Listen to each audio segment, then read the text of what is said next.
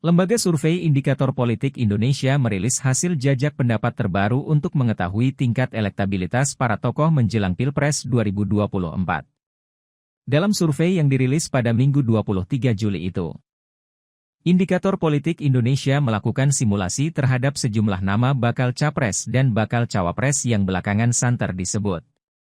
Pemilihan simulasi juga berdasar tingkat elektabilitas masing-masing tokoh yang memang berada di jajaran papan atas.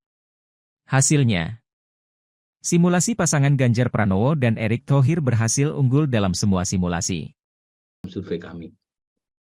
Bagaimana dengan simulasi 3 pasang? Ini dia, ini sekarang bisa cek di situ ya.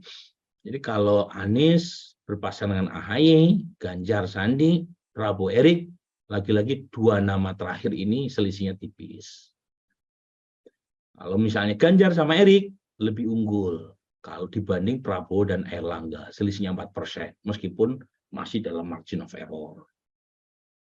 Bagaimana dengan kalau Anies sama Sandi, lebih dikit naik itu ya, Anies Sandi sedikit lebih meningkat suaranya ketimbang Anies AHY.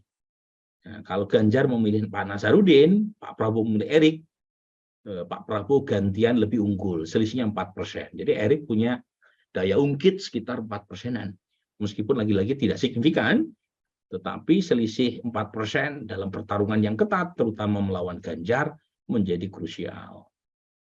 Nah ini bagaimana kalau Anies AHY, Ganjar Erick, Prabowo Gibran. Per hari ini yang unggul masih Ganjar Erick dibanding Prabowo Gibran. Per hari ini ya kan pemilunya masih 7 bulan lagi. Bagaimana kalau Anies AHY, Ganjar Pranowo, Prabowo Muhaimin, Ganjar Pranowo Erick, Prabowo Muhaimin. Hasilnya begini. Ya, artinya semua simulasi dengan cawapres yang berbeda-beda, hasilnya kurang lebih konsisten dengan temuan saya di atas tadi. Apa penjelasannya ini? Ya, bos kalian bisa cek di sini. Kita kerucutkan saja. Orang nggak mungkin milih kalau nggak kenal. Yang kedua, kalau kenal tetapi tingkat kedisukaannya kurang positif, itu juga tidak terlalu punya efek elektoral. Ini khusus 36. Jadi Mas Ganjar, popularitasnya udah naik kenceng nih. Udah 86%. Masyarakat yang kenal Mas Ganjar. Sementara Mas Anies, popularitasnya agak sedikit turun.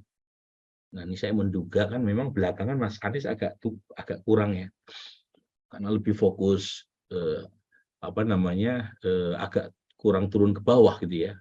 Bahkan waktu naik haji juga lama kan. Mungkin ada beberapa orang yang awalnya kenal kemudian lupa gitu ya. Ini yang warna biru ini. Pak Prabowo sekitar 96-97%. Tapi tingkat kedisukaan pemilih terhadap Pak Prabowo dan Ganjar itu lebih tinggi dibanding terhadap